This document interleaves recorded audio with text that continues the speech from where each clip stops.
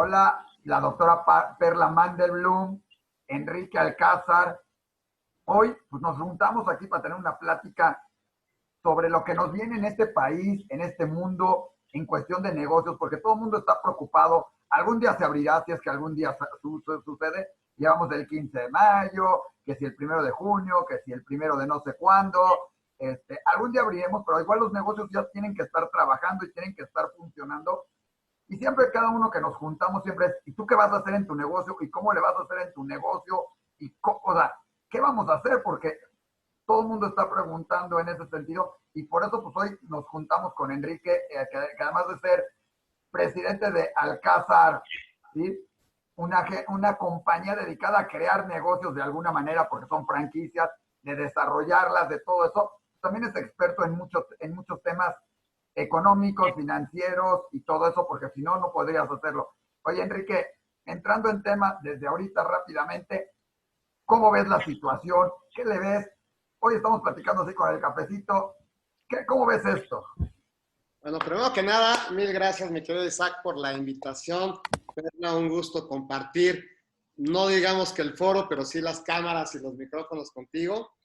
Y mira, yo creo que las noticias malas las escuchamos todo el tiempo. Es impresionante, cambias la estación del radio o abres Twitter y siempre es el COVID y esto, entre otros tantos temas que pues, acaban afectando y acaban deprimiendo y acaban generando un tema de angustia, ansiedad.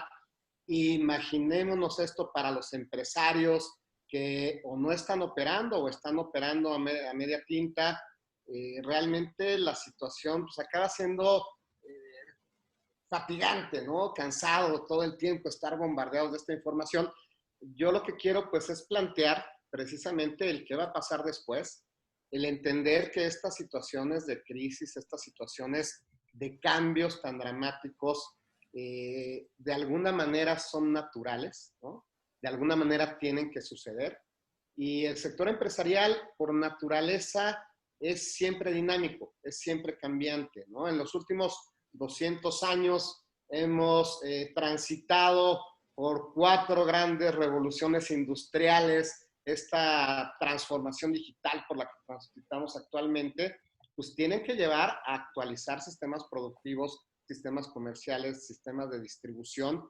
Y hoy por hoy, esta situación del COVID-19 simplemente vino a acelerar algo que ya era inminente, ¿no? A nivel mundial, los modelos económicos, políticos, sociales, demográficos, inclusive hasta migratorios, pues ya estaban enrarecidos, ya estaban cambiando y al mismo tiempo el tema tecnológico está permeando absolutamente todos los aspectos de nuestra vida.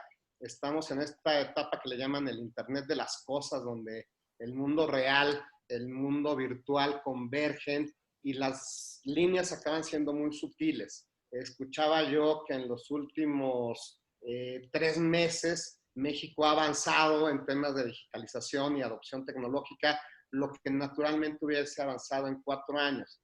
Entonces hay que ver esa parte positiva. Digo, hay cosas muy fuertes como la pérdida de empleos, como el cierre de empresas, que no podemos tampoco dejar de lado. Y si eso lo llevamos también a la parte de salud y a la parte de vidas humanas, pues son muchos temas muy fuertes, pero también hay que enfocarnos en el futuro de los negocios.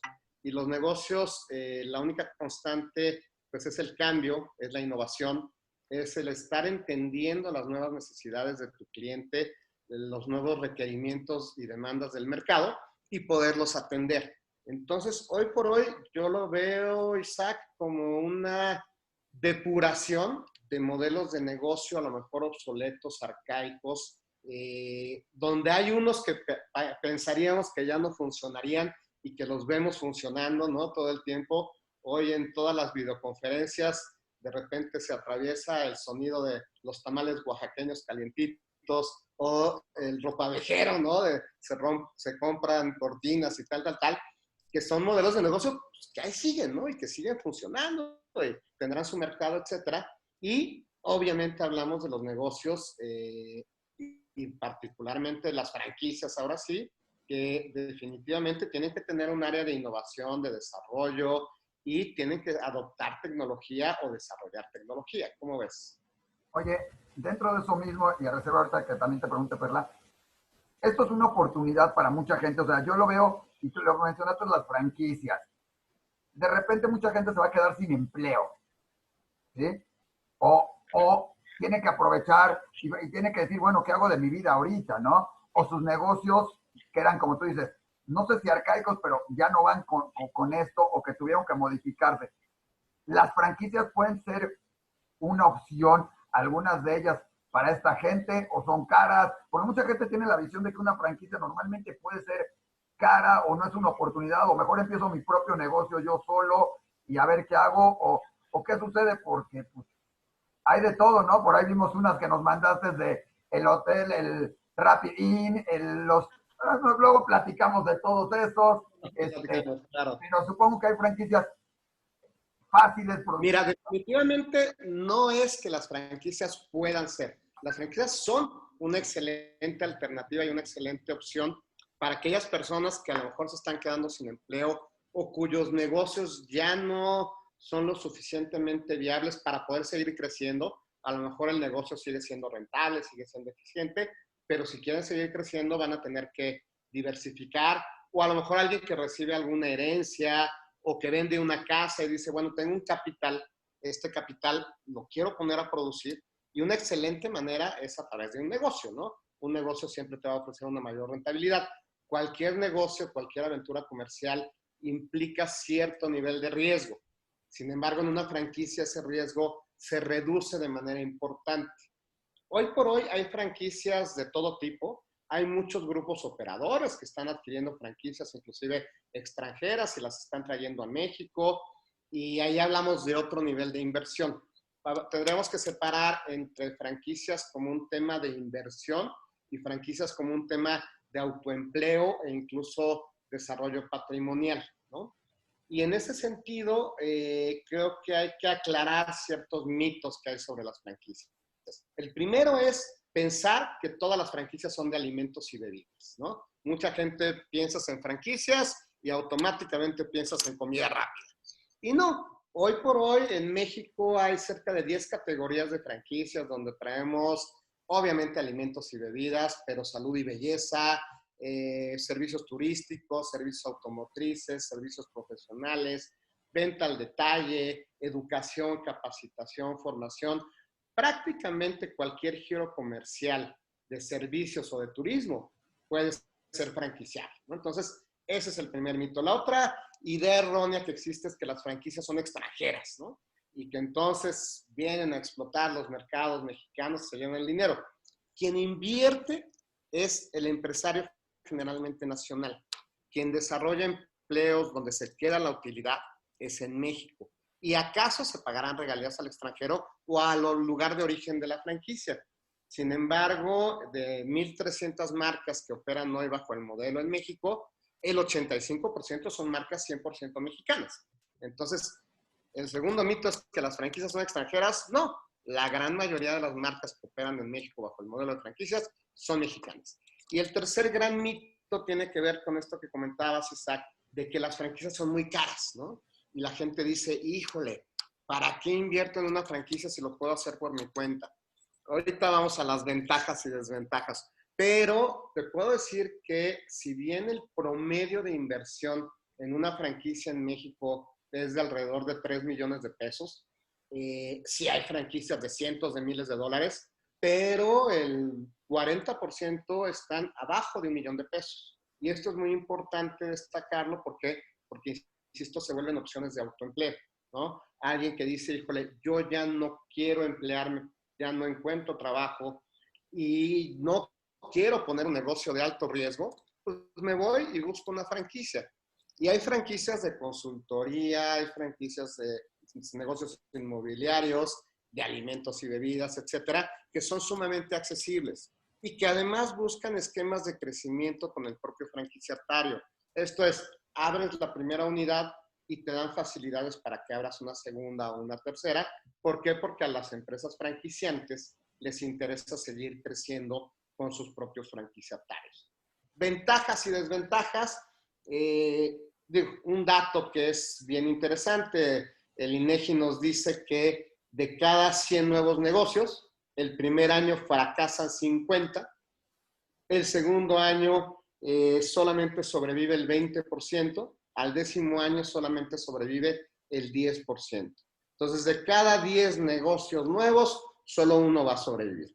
En el caso de franquicias tenemos un dato completamente al revés. Del 100% de los nuevos negocios que abren como franquicia, entre el 85 y el 95% van a sobrevivir por lo menos al quinto año. Y van a sobrevivir obviamente de manera rentable, ¿no?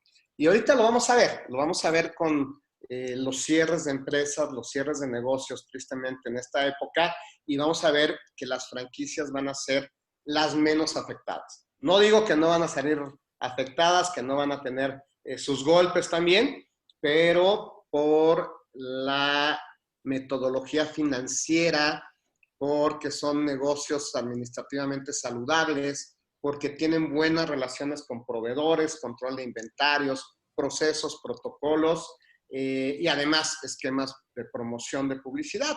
Definitivamente van a ser de los negocios menos golpeados. Y una pregunta, ¿eso también podría deberse a que en dado caso de la situación actual que estamos viviendo, una franquicia pudiera cambiar de propietario el lugar físico y no necesariamente sufrir la franquicia como tal? No sé si me pude explicar. Porque el mismo dinero que está en la calle ahorita es el mismo dinero que va a estar dentro de un mes y es el mismo dinero que teníamos un mes atrás. O sea, la cantidad de dinero que está circulando en la calle, bueno, ahorita la gente no está circulando, pero la cantidad de dinero va a ser la misma. Lo que cambia es de las manos de quién lo tienen ese dinero. Entonces, que una franquicia, en vez de que la tenga Juan Pérez, una franquicia X, se ve en la situación de que económicamente no puede seguir soportando este gasto y viene Jaimito Suárez y se lo compra, pero se lo compra con ya todo hecho y todo montado. Solo cambia de dueño, pero la franquicia sigue siendo la misma. Totalmente. Este tema, y tiene que ver, Perla, con lo que comentaba Isaac, se van a abrir un montón de oportunidades en estos tiempos. ¿Qué va a suceder? Que ya no me acuerdo si Jaimito era el que tenía la franquicia originalmente y a lo mejor de repente ya se ve apretado en sus flujos para seguir pagando la renta, para seguir pagando la nómina, etcétera. Y llega Luisito y Luisito le traspasa la franquicia de alguna manera. Hay que tener en cuenta que para que se acepte o se pueda dar un traspaso en un negocio que opera bajo el modelo de franquicia, se requiere la autorización del franquiciante. ¿Por qué? Porque se la va a otorgar de acuerdo con sus características, su perfil, su capacidad de gestión y otra serie de competencias. Entonces, una vez que se pasa este proceso, y para no afectar la marca, generalmente el franquiciante lo va a aceptar y se puede traspasar a un tercero y el consumidor a lo mejor ni siquiera se entera de que está cambiando de manos el negocio. Otra cosa que va a suceder es que muchas franquicias van a evaluar sus ubicaciones y se van a decidir reubicar. Pues van a decir, híjole, a lo mejor esta ubicación ya no me compensa, ya la renta a lo mejor me está rebasando, voy a buscar una nueva ubicación. Y todo esto también tiene que ver con los hábitos de consumo que también se están transformando y también, obviamente, están cambiando. Pero va a haber oportunidades de traspaso de negocios, va a haber muy buenos locales disponibles, que antes de encontrar un buen local se volvía sumamente complejo. Nos vamos a encontrar y oportunidades de negocios ya en marcha, con aclientados y todo, y que a lo mejor vas a poder llegar y comprarlos, ¿no? Entonces, hoy por hoy se vuelve un momento también de oportunidades y así hay que leerlo y así hay que entenderlo. Y tienes toda la razón, pero al final el dinero, como dicen, bueno, no se crea ni se transforma, simplemente cambia de manos, ¿no? Efectivamente, o sea, el capital ahí está y lo que tenemos que incentivar, y esto ya pensando en el desarrollo económico del país y en cómo salir de esta situación, lo que se tiene que incentivar sí o sí es el consumo interno, ¿no? Esa es la única manera en la que vamos a reactivar la economía. Y eso implica compra y venta de negocios también. Es una realidad. Ya sean negocios en marcha o franquicias que arranquen desde cero, ¿no? Una pregunta, en cuanto a esto, hablando de franquicias, y yo, bueno, no puedo evitar ser médico y procurar la salud y el bienestar de la humanidad, por no decir solamente de los mexicanos.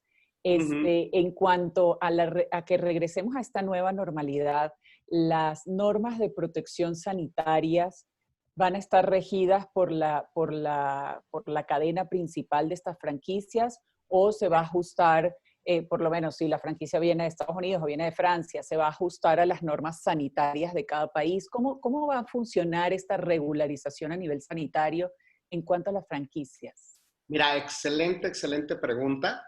De hecho, nosotros hemos estado desarrollando unos talleres que se llaman Regresa con Certeza, que están dirigidos precisamente a que las empresas puedan volver a esta, no me encanta a mí el término de nueva normalidad, pero bueno, que puedan regresar a la operación, que puedan regresar al mercado cumpliendo precisamente con esta normativa. ¿Y qué sucede? Y digo, no es tampoco un secreto que de repente nos encontramos que hay disposiciones por parte del gobierno de la Ciudad de México, disposiciones federales, disposiciones para el sector turismo en Quintana Roo, disposiciones en el estado de Tamaulipas, y todas son complementarias, pero todas tienen cosas distintas, ¿no? Y además, los requisitos del IMSS, del Instituto Mexicano de Seguro Social, para los centros de empleo, los centros de trabajo, que también nos vienen a impactar.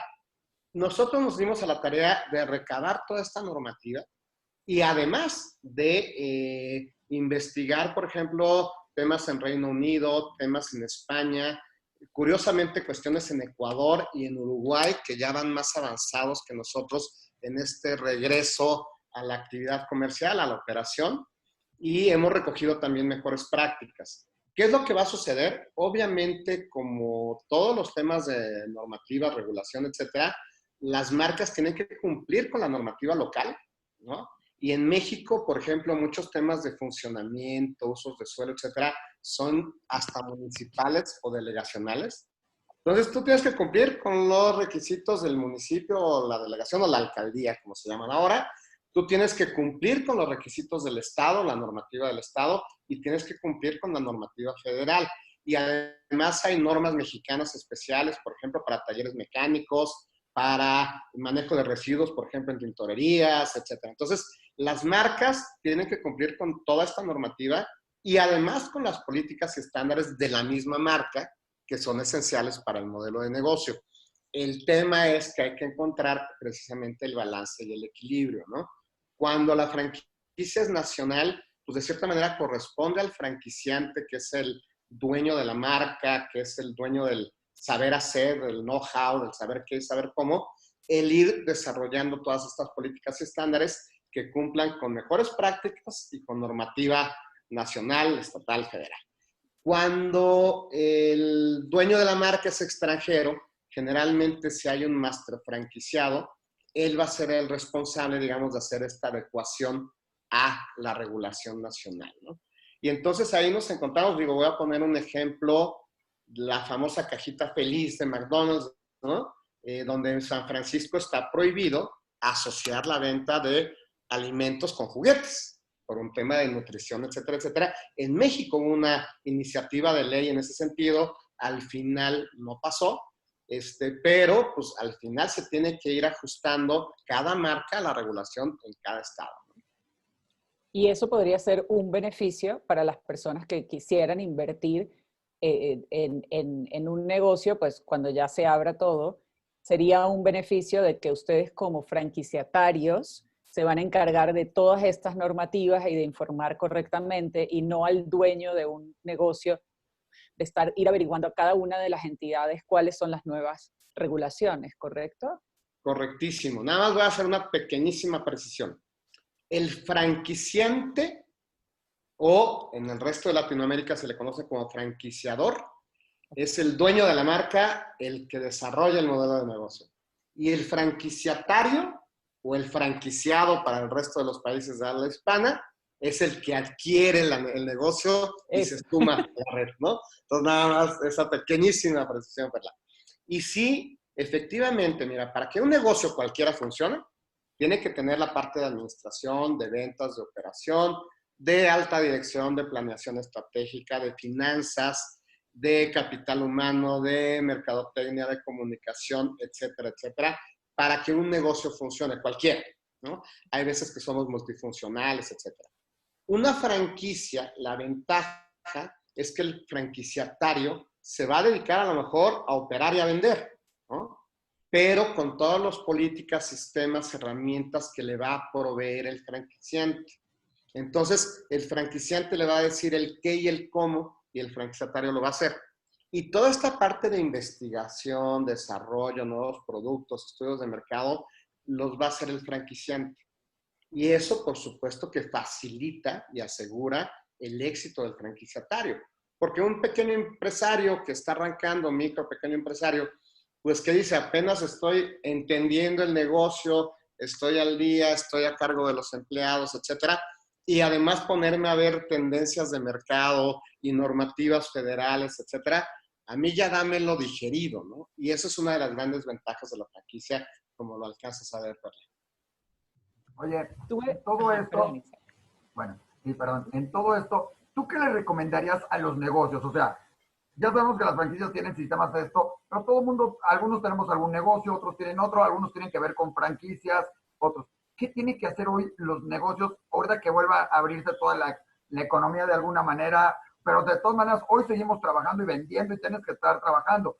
Pero yo sé que no es una nueva realidad, sino va a ser la misma, va a ser similar.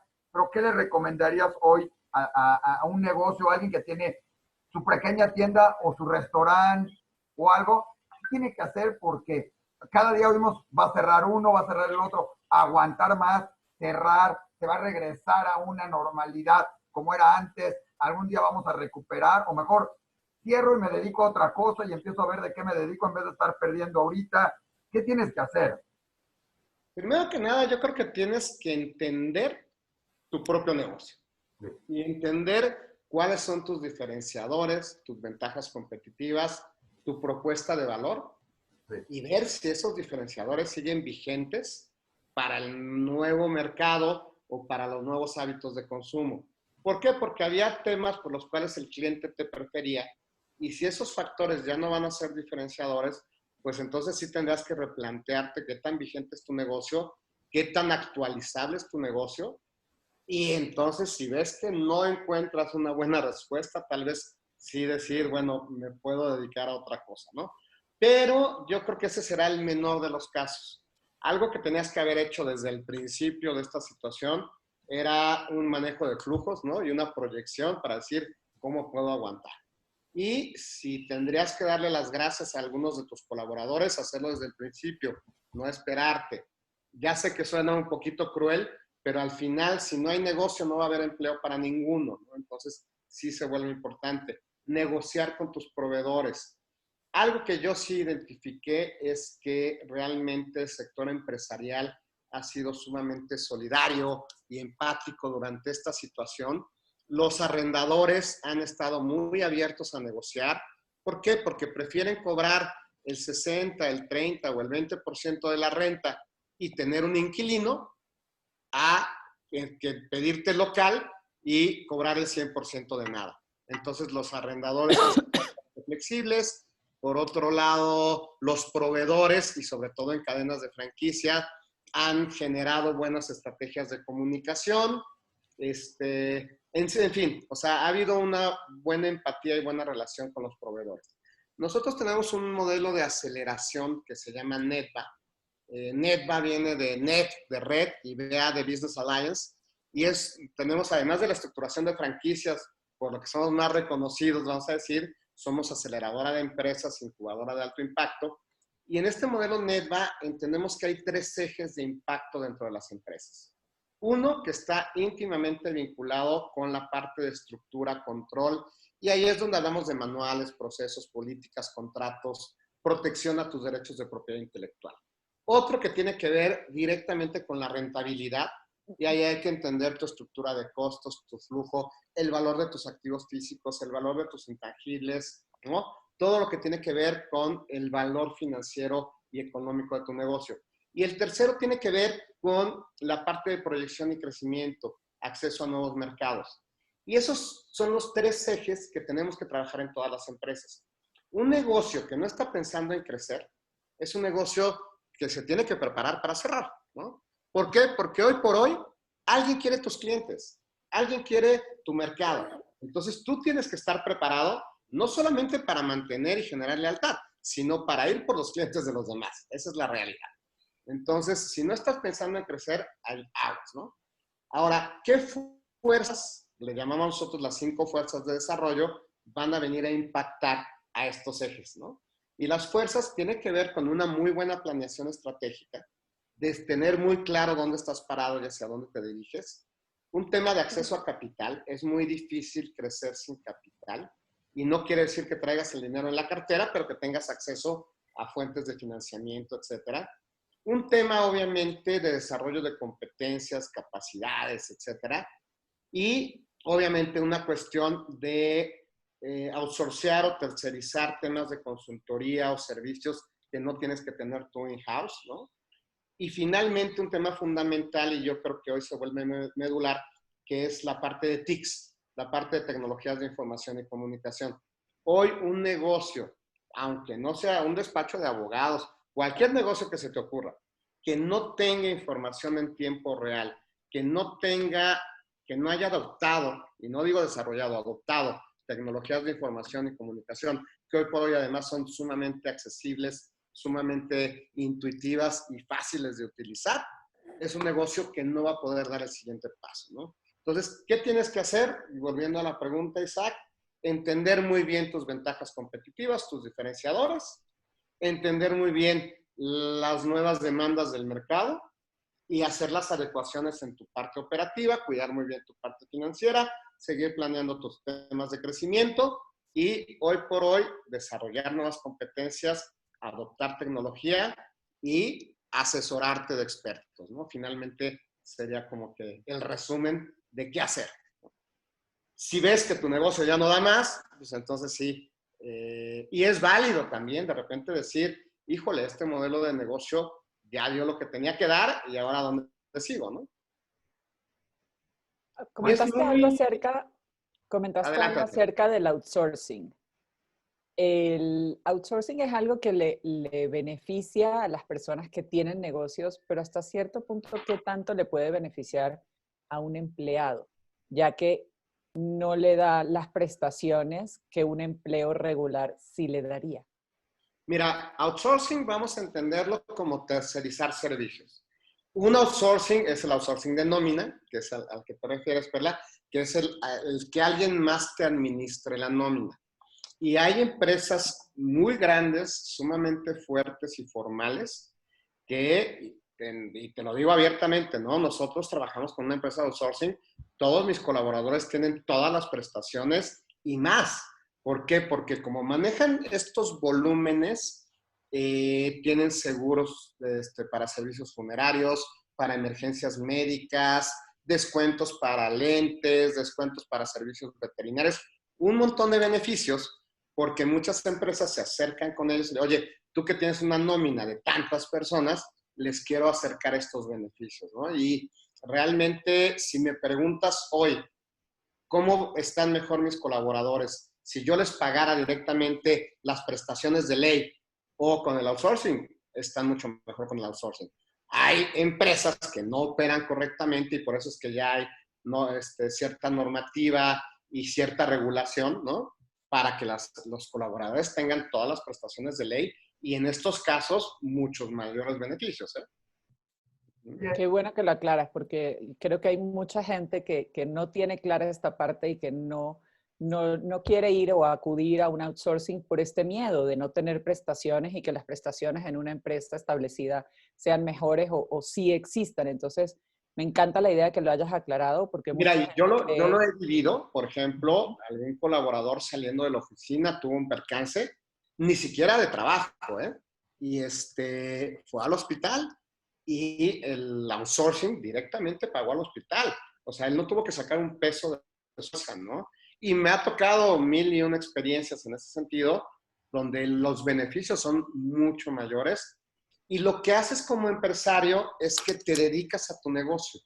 Si yo pagara la nómina directamente, Olvídate ya de los beneficios para el colaborador, que son más. Yo tendría que tener una persona especializada en estar haciendo los cálculos quincenales para poder estar pagando la nómina y el seguro social y todo.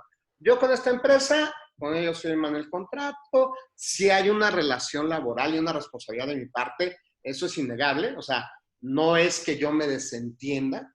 Claro que hay una relación, por supuesto, pero toda la parte administrativa la va a manejar el outsourcing. Pero así como el outsourcing en administración de nóminas, imagínate la parte contable. No todas las empresas van a tener un contador interno.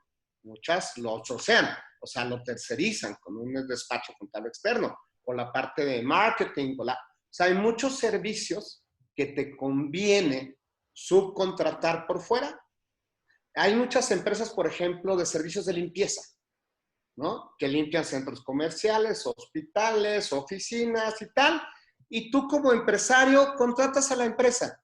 Si ese día el que iba a limpiar se enfermó, no se enfermó, tal, no es tu asunto. La empresa tiene que responder y tal. Y además te ponen el papel de baño, el jabón, o sea, realmente estas empresas de outsourcing de servicios, no solamente de nómina, lo que te permiten a ti como empresario es enfocarte en tu negocio, ¿no? No todas las empresas les conviene, hay empresas dependiendo los tamaños. Y en las franquicias, ¿tienen la libertad las personas que tienen las franquicias de escoger estos outsourcing o las franquicias les obligan a contratar determinados outsourcing en particular según la marca? Mira, generalmente nadie los va a obligar a nada, ellos solitos se van a obligar a lo que diga el contrato, ¿no? Okay. Ese es un tema muy importante. El contrato de franquicia es un acuerdo de voluntades donde las partes se obligan en los términos que dice el contrato. Entonces, si tú no estás de acuerdo, pues no firmas el contrato, ¿no? Ya si estuviste de acuerdo, asumes compromisos, obligaciones, responsabilidades, por supuesto, y ahí va a depender de la franquicia. Hay franquicias que te van a dar plena libertad en cuanto a ciertos proveedores, en cuanto a que tú manejes la administración de nómina o no, que te van a recomendar o a sugerir, pero va a ser tu decisión. Y hay franquicias que tal vez por políticas y por procedimientos sí te van a obligar a tener ciertos proveedores. Pero no solamente de servicios, vamos a pensar proveedores también de insumos, proveedores de materias primas, proveedores de producto terminado, de mobiliario, de equipamiento. Y esto es importante. Sí se vale y se justifica siempre y cuando sea para asegurar la estandarización, la uniformidad del modelo de negocio. Si es porque te quiero vender por acá y además ganar por acá, entonces mucho cuidado, ¿no? Si es para asegurar la estandarización del negocio, adelante. Por ejemplo, cuando hay recetas secretas, ¿no? Oye, yo tengo la base para hacer tal producto de limpieza y yo te voy a vender la base, ¿no? O la salsa o el aderezo, ¿no? Y hay franquicias que basan su éxito precisamente en esas fórmulas o recetas secretas, ¿no? Claro. Y que por eso vas a esas franquicias y no vas a ningún otro lugar, porque vas por esas recetas secretas. Digo, y sin hacer comercial, ¿no? Pero hay una franquicia que se llama Wings Army, que es una franquicia 100% mexicana que surge en Guadalajara, ¿no? De hecho, tuvimos nosotros pues, la fortuna de que confiaran para que desarrolláramos el modelo de franquicia hace más de 10 años. Hoy deben de tener más de 160 puntos de venta, pero a lo que voy es que ellos han ido a concursar a Estados Unidos, a Buffalo, que es de donde son las alitas, y han ganado concursos con sus salsas, ¿no? Y eso nos tiene que dar mucho orgullo, ¿no? De que una empresa mexicana ha ganado concursos de alitas en la capital de las alitas, ¿no? Eso claro. Es importante, por ejemplo. Y otro ejemplo también que sé que ustedes lo manejan es Sushito. Sushito ha tropicalizado o mexicanizado la comida japonesa. Yo me acuerdo hace muchísimos años cuando lo probé y es nada que ver con la comida japonesa con la que yo estaba acostumbrada. Y es toda esta parte de meterle el chile, de meterle el mango, de meterle todas estas cosas tropicales y que hay otras marcas, hay otros restaurantes, hay otras cosas de sushi también, pero Sushito tiene algo particular. No, y Sushito, bueno, ha tenido muchas etapas. A nosotros nos tocó apoyarlos en un proceso de certificación cuando había la norma de franquicias, ¿no? Hace muchos años. De hecho, acaba de tener por ahí un proceso de adquisición, etcétera. Pero tienes toda la razón. Sushito, cuando surge originalmente, la percepción de comida japonesa en México, pues te ibas a los restaurantes muy nice, ¿no? Que además eran muy caros. Y entonces la comida japonesa era sumamente elitista y para poca gente, y no todos tenían el paladar, ¿no? Para comer un sashimi sí, o un sushi, a lo mejor de temas crudos. Y sí vino como que a democratizar el tema del sushi, a darlo a conocer, y tuvo éxito no solamente en México, sino también en Centro, Sudamérica y en España hubo sushitos, ¿no? Un tema bien interesante. Y de ahí empezaron a surgir muchos negocios de sushi. Y hoy, por ejemplo, te vas a Sonora, ¿no? Allá hay una marca regional, la verdad, muy buena, que se llama Qué Rollo Sushi. Pero entonces ya hay sushi de arrachera y de carne asada. O sea, ya es doblemente tropicalizado. Ya no solamente al paladar de México, sino al paladar del norte, ¿no? De los sonorenses, etcétera. Entonces, sí, los negocios, insisto, son dinámicos, tienen que ir evolucionando y el negocio se tiene que adecuar a las necesidades y a las demandas del mercado y no al revés, ¿no? Entonces, sí, y hay muchos casos bien emblemáticos de marcas mexicanas pues que han venido a revolucionar temas importantes. Un caso que no hemos tenido la fortuna a lo mejor de trabajar con ellos, pero que han sido sumamente exitosos. El caso de Kitsania, ¿no? Que cuando surge era la ciudad de los niños, cuando ven este potencial de crecimiento se vuelve en Kitsania, y hoy Kitsania es un éxito en países asiáticos, ¿no? Y es un orgullo también como marca mexicana el crecimiento y la proyección que han tenido, y precisamente es por estos elementos de diferenciación y ventajas competitivas que tienen. Sí. Wow, conozco una persona precisamente que de una franquicia la llevaron a vivir a, no me acuerdo exactamente qué país, pero muy lejos, no sé si fue Australia, creo que fue Australia. Y es por el éxito que tuvo precisamente una franquicia mexicana y que se están posicionando allá. Y exacto, llevan a esta persona, que eso también me parece fabuloso, que es llevar a una persona mexicana de una franquicia mexicana a establecerse en otro país y que con la experiencia que ha vivido en la población mexicana, poderla extrapolar a la población, en este ejemplo, de Australia. Y de ver, ok, aquí hicieron esto y esto y esto y tuvieron éxito por estos motivos, y de qué manera se puede tropicalizar o australiacizar, o no sé cómo se diga, claro, de esa manera, y que eso también sea como un punto de éxito en cuanto a una franquicia y que pueda también ayudar a llevarlo a otros países. Fíjate, nosotros tenemos una representación en China. Tenemos un proyecto que se llama Casa México y estamos mandando productos mexicanos a China, pero productos de consumo. O sea, más allá de materias primas y todo esto, ya productos transformados que se puedan generar altos volúmenes de consumo. Y hemos estado en varios restaurantes mexicanos que en Shanghai parecería que no, pero sí hay algunos, ¿no? Y la materia prima, la clave del éxito es que se llevan cocineros y chefs mexicanos para que estén operando allá. Y eso se vuelve un tema muy, muy, muy exitoso y hay un gran potencial. Y volviendo con lo que planteaba Isaac hace rato de las oportunidades que se abren, hay que entender también que los países van a tardar más o menos tiempo en su reactivación económica y su normalización económica. Y eso creo que también se vuelve una importante oportunidad para las marcas mexicanas para pensar en la internacionalización y empezar a atacar mercados que a lo mejor hoy, si México se va a tardar un poquito más en la reactivación, empezar a ir a mercados que puedan llevar un ritmo un poquito más rápido, más acelerado. ¿Por qué? Porque al final, y no tienen que ser productos tradicionales mexicanos, a mí eso me es bien importante mencionarlo. Tú ves, por ejemplo, franquicias en Estados Unidos y sus niveles de especialización son muy al detalle. Me llamó mucho la atención una franquicia de cajas de cartón para trajes para mudanza, ¿no? Y la franquicia era eso. Y aquí te encuentras franquicias como Todo de Cartón, ¿no? Donde claro, tienen las cajas para los trajes para la mudanza, pero los archivos de oros y las casas de muñecas.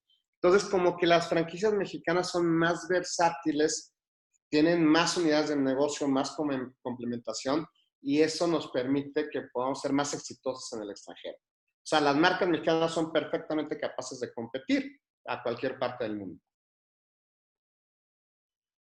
Y ahí traemos ahorita 2, 3 proyectos que queremos llevarnos a China, que esos todavía no los podemos platicar, pero ahí estamos trabajando en eso. Yo quiero regresar a una parte importante de lo que hablaste cuando estamos hablando del outsourcing y todo, y que además la gente se ha de preguntar y todo. ¿Qué sucede con los empleados ahorita? Sabemos que hay empresas que, o sea, hablaste de qué es lo que hay que hacer con los clientes, con el que te rentó el local, si te están rentando, hablar con tus proveedores, pero una parte importante son tus empleados, a los que en algún momento algunos tuvieron que cortar personal, no sé si sea lo más adecuado, otro haya sido reducir sueldos, otros, no sé, otros mantenerse como estaban y apoyarles. ¿Qué es lo que se tiene que hacer? Uno, ¿qué se tendría que hacer en este sentido? Dos, ¿qué te dice la ley en algún momento? Tú lo sabes mejor que nosotros. ¿Qué te diría la ley en estos sentidos? ¿O qué tienes que aplicar al ver qué hacer con tus empleados? En una franquicia, a lo mejor si tengo muchas tiendas, a lo mejor muevo de una a otra, a lo mejor corto, pero como un negocio como X, ¿qué tienes que hacer? Mira, antes de comentarte eso, Isaac, te voy a comentar lo que pasó en España. En España, por ejemplo, para todo lo que eran negocios no esenciales que tuvieron que cerrar, el gobierno absorbió el 70% de los sueldos, el empleador tenía que seguir pagando el 30% de esos sueldos y toda la carga social, digamos que se condonaba durante la emergencia sanitaria, ¿no? Ahí es donde vemos pues un esfuerzo real por mantener el empleo. Aquí en México, ¿qué es lo que sucede? La Ley Federal de Trabajo establece que si se declara una emergencia sanitaria, durante el primer mes el patrón solamente estaría obligado a pagar el salario mínimo y a partir del segundo mes podría suspender la relación laboral sin ninguna responsabilidad, ¿no? ¿Qué hubiese sucedido? Pues que todo el mundo se hubiera acogido a esta situación y hubiera dicho, pues pago el mínimo y después ya no te pago y cuando volvamos a abrir te traigo de regreso. Sin embargo, una pues, decisión política y estratégica para que no hubiese a lo mejor una pérdida de ingresos por parte de los trabajadores, aunque fuera a costa de los empresarios, hay que ser muy claros, es que nunca se declara desde el punto de vista de la legislación laboral una emergencia sanitaria. Se habla de una contingencia sanitaria. Entonces, esta disposición de la Ley Federal del Trabajo no la podemos invocar los patrones o los empleadores, ¿no?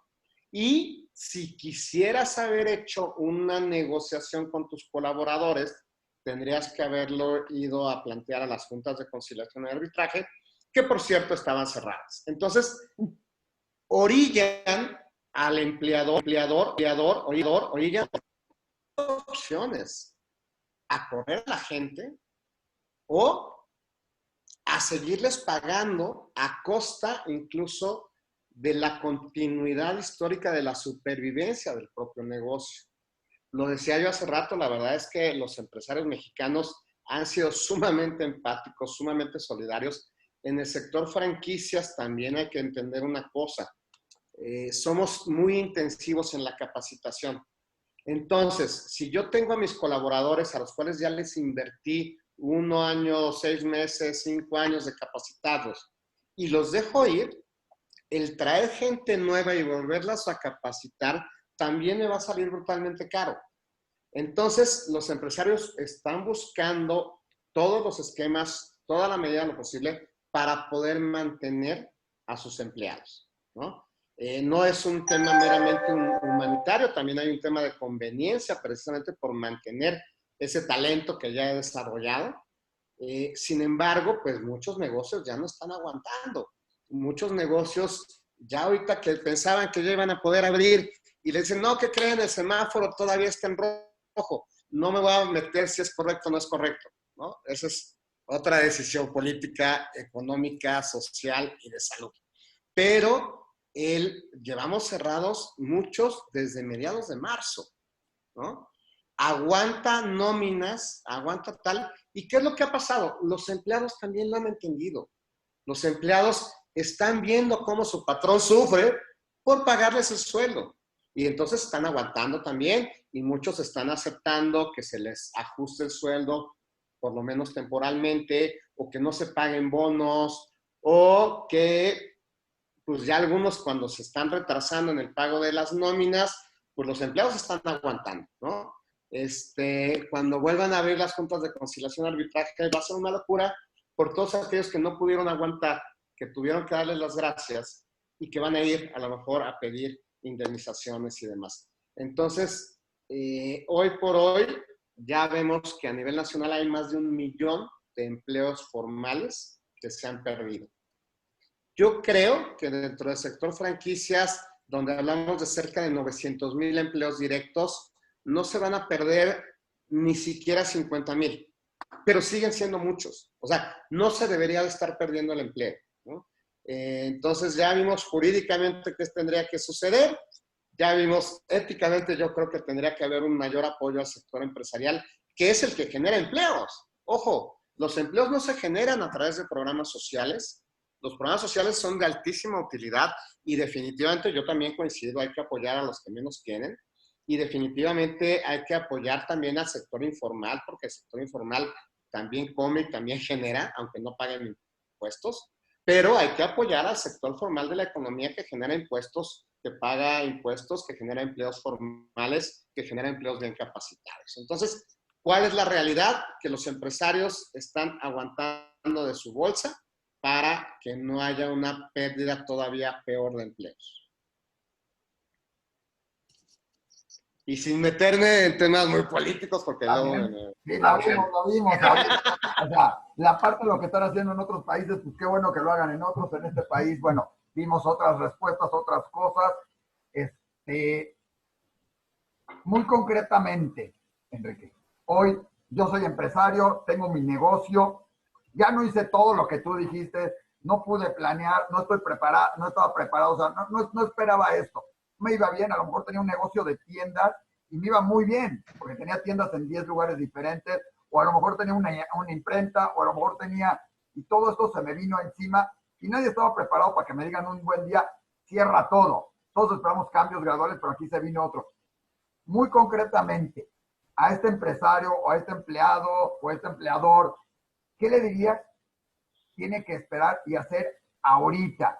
Una resolución podría ser búscate una franquicia que te apoye y todo, pero bueno, o sea, me quedé 3 meses sin generar ingresos, entonces llegar con una franquicia, a lo mejor algunas franquicias deciden poner gratis su franquicia con tal de que la abras, no sé, pero ¿qué le dirías tú hoy a esa persona que dice, ¿qué hago de mi vida? O sea, mira, más allá de apegos y vínculos emocionales que puedas tener con tu negocio, porque claro que los generas, el tema es que ya tienes una infraestructura, un camino recorrido, una serie de experiencias, de vivencias. Entonces, creo que siempre vale la pena explorar la opción de rescatar tu negocio antes de decir voy a tirar la toalla, ¿no?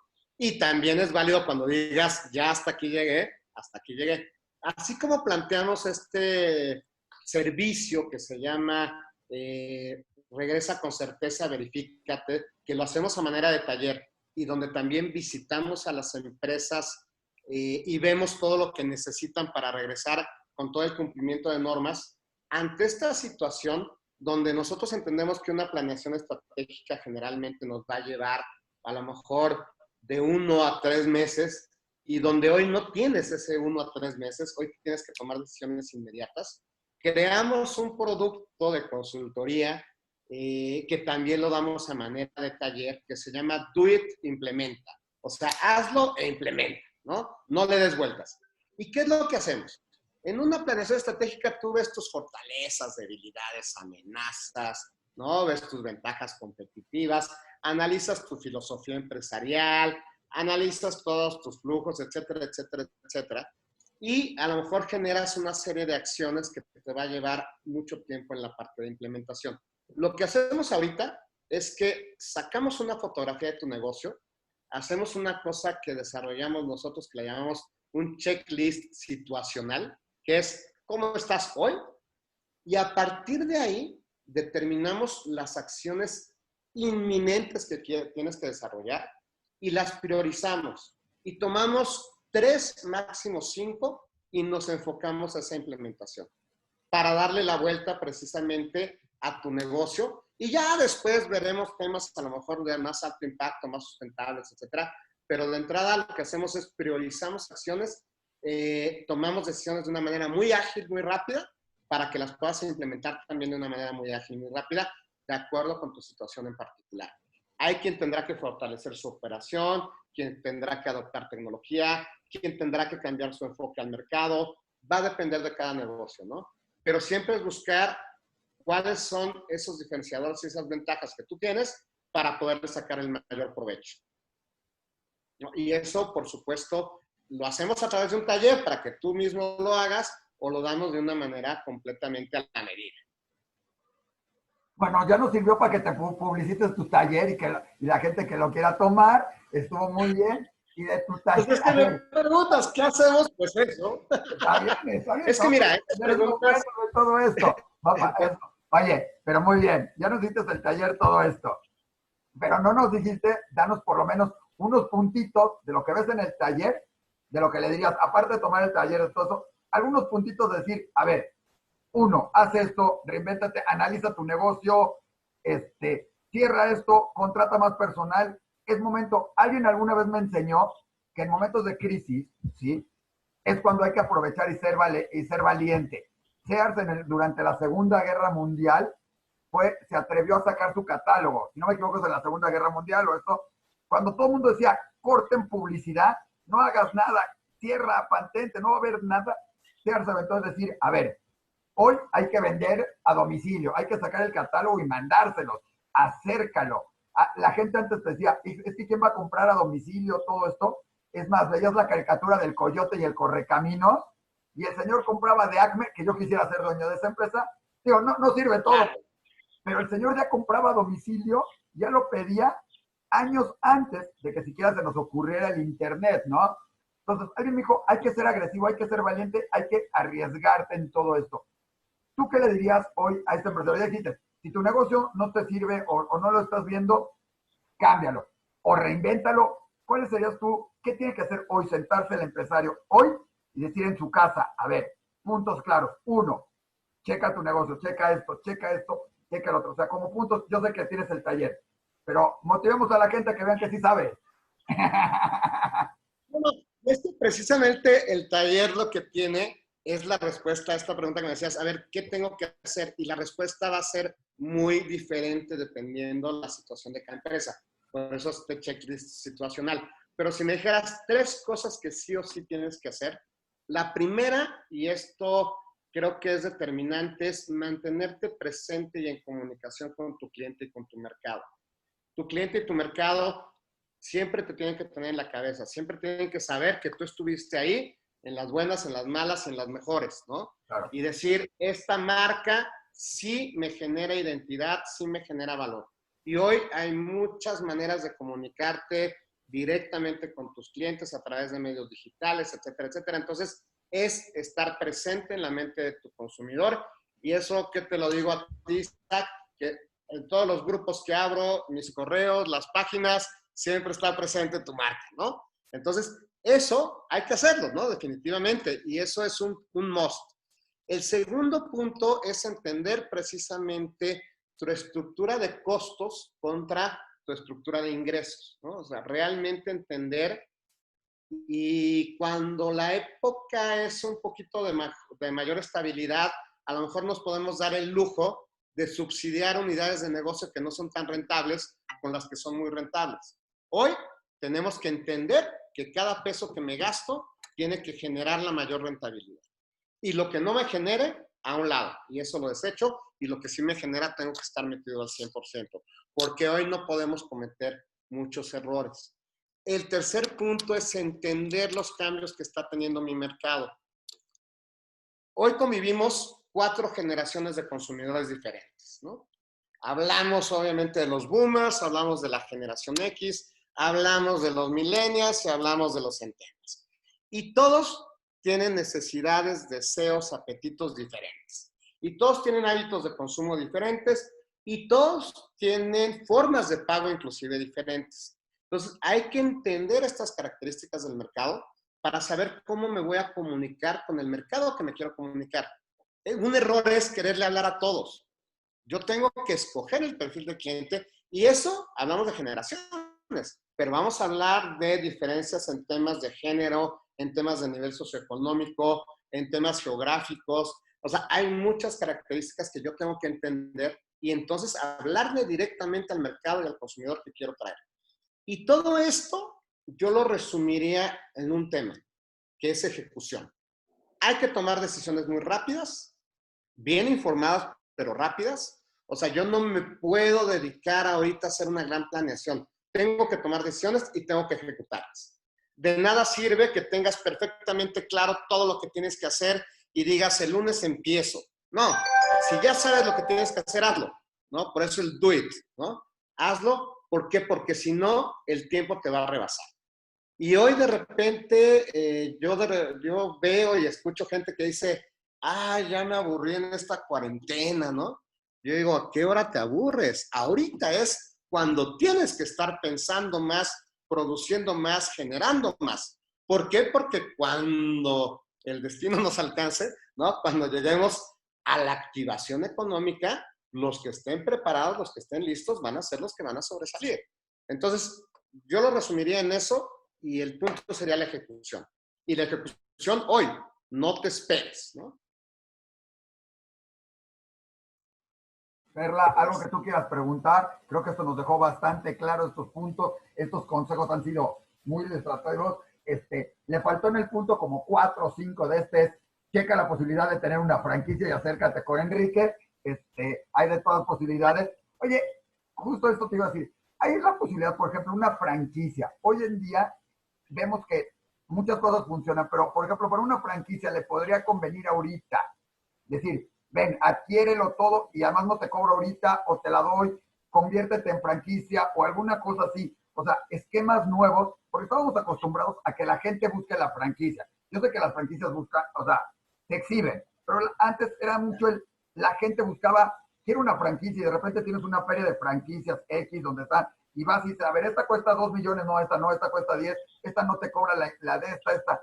Hoy las franquicias también tienen que cambiar su esquema porque habrá franquicias, algunas que hemos visto que han cerrado locales, otras que sobrevivirán porque se están adaptando, porque en conjunto es más fácil adaptarse, pero también tienen que crecer o desarrollarse nuevas.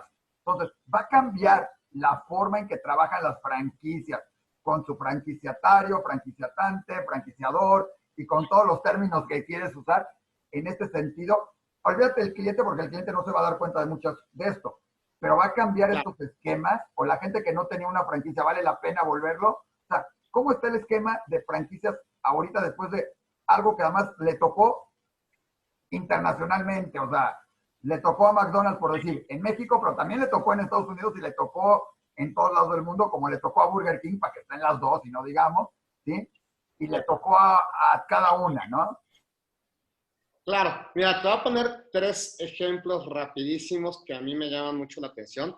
Justo hace un año estaba yo en España, en el World Franchise Council, ¿no? Y en la feria de franquicias y nos llevaron al último McDonald's, ¿no? A la tecnología de punta de McDonald's en el centro de Madrid y ya era un negocio sin personal.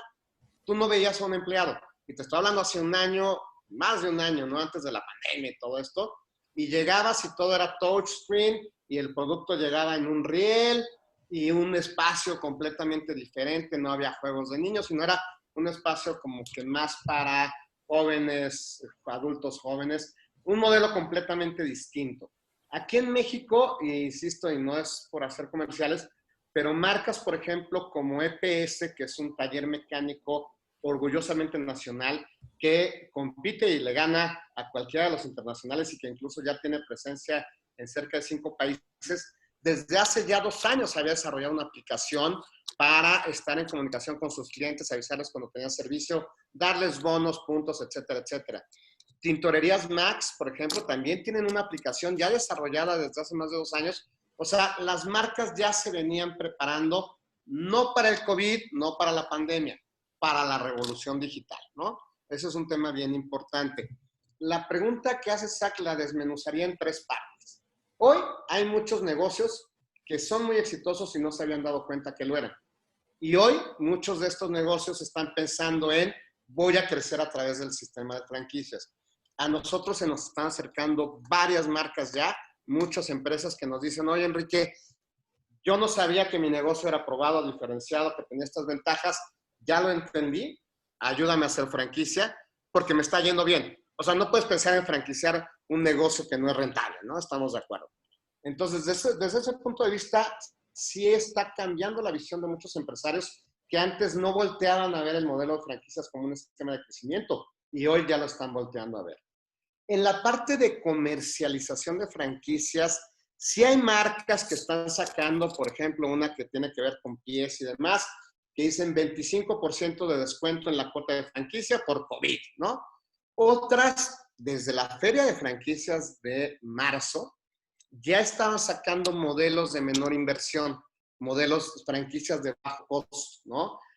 Cafés, etcétera, donde decías, a ver, mi inversión regular es de 1.200.000 pesos, pero si tomas este módulo, la inversión se reduce. Porque hay que entender que las franquicias dentro de la inversión inicial, pues viene equipamiento, mobiliario, insumos, inventarios y lo que le pagas al franquiciante. Pero eso que le pagas al franquiciante no es utilidad pura y dura que se lleva a la bolsa. De ahí te tiene que dar capacitación, soporte, asistencia, etcétera, etcétera. Entonces, hay toda una serie de correlaciones. Y lo que estamos viendo en este momento, porque no se han dejado de vender franquicias, no se venden al ritmo que se vendían, pero no se han dejado de vender, es que la tecnología ya se volvió esencial. Entonces, hoy utilizas estudios de geomarketing sí o sí para evaluar la ubicación. Hoy aplicas capacitación, evaluación, supervisión en línea y a distancia. Y hoy ya hay temas de Mystery Shopper online, donde prácticamente tus costos de soporte, de asistencia, de capacitación se van a reducir muchísimo. Y eso permite que las franquicias se vuelvan más competitivas, se vuelvan más rentables y por eso puedan bajar sus costos. No quiero decir se hagan más baratas, porque no son baratas, o sea, son accesibles, ¿no? Pero puedan reducir sus costos, puedan reducir su inversión. Entonces, algo que a lo mejor algunas marcas se habían tardado, que era la parte de la adopción tecnológica, hoy por hoy está acelerando el crecimiento de los negocios y va a ayudarnos a reducir costos, a ser más eficientes. Y algo que hay que tener también muy en cuenta dentro de esta dinámica es que la tecnología es irreversible. Una vez que la adoptas, ya no hay marcha atrás. Hoy que las empresas están adoptando sistemas de capacitación en línea, ya no van a regresar a sus sistemas de capacitación anteriores, análogos, vamos a decir. Hay temas que no se pueden sustituir, que la capacitación inicial, etcétera, pero la tecnología, una vez que la adoptas, ya no hay marcha atrás. Y hoy las empresas y las que van a ser exitosas y van a seguir sobresaliendo son las que están adoptando tecnología o las que ya habían adoptado tecnología, ¿no? Y eso que fui breve, perdón. Bien, no te preocupes, estuvo muy bien. Estuvo muy bien. Oye, Enrique, creo que nos ha quedado muy claro, creo que es bastante interesante.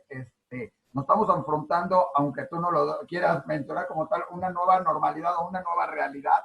¿Por qué? Porque vas a llegar a un restaurante y vas a tener una capacidad menor. Probablemente pronto nos acostumbremos y regresemos a lo que era, porque así es el ser humano y así está haciendo en todos los países.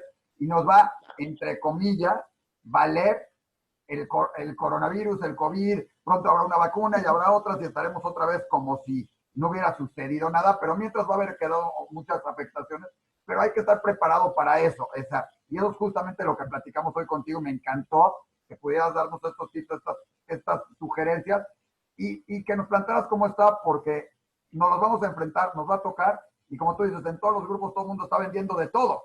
Pero un día se va a acabar de vender de todo. O sea, ya no lo vas a vender. Es más, hace 3 semanas todo el mundo quería caretas. Hoy todos quieren termómetros. Mañana van a querer otra cosa, pero todo el mundo quiere vender lo mismo. Y mañana vamos a olvidarnos de eso y vamos a decir, bueno, ¿tú qué hacías? Pues yo vendía chicles. Regreso a vender chicles porque ya no puedo entrar a ese negocio que no era el mío, ¿no? Habrá algunos que se quedaron y les funcionó, pero la mayoría, seamos sinceros, vamos a regresar a lo que hacíamos cotidianamente, tú a hacer franquicias, nosotros a hacer marketing, a tener presencia en internet, a nuestros medios, ¿sí? Perla seguir siendo oftalmóloga, dando clases, haciendo yoga, hablando 18 idiomas, pero cada uno va a estar en eso, ¿sí? Y creo que tu plática fue muy ilustrativa, porque eso nos va a servir a todos nosotros en ese sentido, y tenemos que estar listos. O sea, a los que se les fue el tren, o se nos fue, o se les fue el decir, no estaba preparado para esto, bueno, que no te vuelva a suceder. Prepárate para lo que va a venir ahorita, cada día, y como dijiste, no hay que descansar ahorita, es el momento de decir, pues prepárate para lo que viene. Muchísimas gracias, Perla. Doctora, ¿alguna otra cosa que quieras decir, preguntar, comentar? No, comentar nada más de que me parece maravilloso que esta nueva como revolución que no es precisamente humana, sino a causa de un microorganismo que nos ha llevado a los seres humanos a evolucionar y a adoptar de manera mucho más rápida algo que ya venía sucediendo desde hace más de 10 años, que es esta revolución en cuanto a la tecnología, en cuanto a la implementación de la tecnología, que es satanizar esta idea de la tecnología, tomar lo mejor que se tiene de la tecnología, seguirlo implementando una vez que regresemos a esta nueva normalidad, por así decirlo, y incluir, más bien incluir. Yo que he probado en esta época hacer estas entrevistas, estas charlas tan lindas contigo, Isaac, no me gustaría dejarlas. Siempre se puede buscar un poquito de tiempo y hacer un espacio para seguir haciendo las cosas que nos gustan y ser inclusivos en vez de exclusivos. Aquí hay lugar para todos, hay espacio para todos, hay dinero para todos, hay oportunidades para todos. Y lo que veíamos antes como algo negativo, podemos ponerlo ahorita como algo muy positivo y que esta pandemia y esta situación de vida nos haga impulsarnos aún más fuerte y no rezagarnos. Eso es lo que a mí me quedó de esta plática de hoy, y esclarecer lo que es una franquicia, los beneficios que tienen, quitar mitos de cosas que no son positivas, sino buscar siempre información, qué es lo correcto y cuál es la mejor manera de implementar las cosas, y es siempre recurriendo a las personas que están correctamente formadas y que tienen experiencia en el ámbito, que nos pueden asesorar. Y darte las gracias. Muchísimas gracias. Encantado. Pues a mí me gustaría como concluir con una idea nada más. Lo que vamos a necesitar... Ya se acabó tiempo. No, no es cierto, no es cierto. Quiero ser reiterativo. Dilo con todo. Lo que necesitamos en este país, lo que vamos a necesitar para, ahora sí que volver a una estabilidad económica es el consumo interno, sí o sí. Y para eso necesitamos nuevos negocios, nuevos puntos de venta. Las franquicias son una excelente opción. Los empresarios somos los que tenemos esta capacidad, habilidad, competencia, inquietud de seguir abriendo negocios, ¿no? Hay muchos emprendedores obligados porque a lo mejor no tienen otra alternativa, y vamos a encontrarnos muchos de estos negocios también. Pero tenemos que verlo hoy ya sin temas de competencia, hoy ya sin temas de, híjole, el de enfrente vende más que yo, etcétera. Hoy tenemos que vernos como un ecosistema donde para que yo gane, tú ganes. Y tenemos que vernos como en un tema de alianza y de sumar, porque eso es lo que nos va a sacar, y eso nos va a sacar adelante como país. Definitivamente, el único ente capaz de generar riqueza, de generar bienestar, son las empresas. No hay que perder eso de vista. Y el gobierno está para poner el piso parejo, la cancha pareja para todos, para poner buenas reglas de competencia, etcétera, pero no para generar empleos. Para eso estamos los empresarios, a quienes nos tienen que apoyar e impulsar, y los empresarios nos tenemos que apoyar a los empresarios. ¿Por qué? Porque es la única manera en que vamos a revolucionar nuevamente este país hacia algo positivo, hacia algo creativo, hacia algo solidario, etcétera, etcétera. Los empresarios creo yo que son realmente los héroes de este país, son los que están aguantando todo lo que platicamos. Entonces, no tengamos miedo, hay que aventurarnos, sí hay que planearlo bien, hay que tomar buenas decisiones, pero hay que seguir invirtiendo, hay que seguir abriendo negocios, hay que seguir generando fuentes de empleo, hay que seguir consumiendo, hay que seguir pagándole a nuestros proveedores, hay que seguir adelante, porque si no es donde empezamos a paralizar y a colapsar. Ese era mi último comentario, me querido Isaac. Con eso más que ideal. Muchísimas gracias, Enrique. Gracias, doctora Perla Mandelblum. Gracias, Enrique Alcázar. Muchísimas gracias.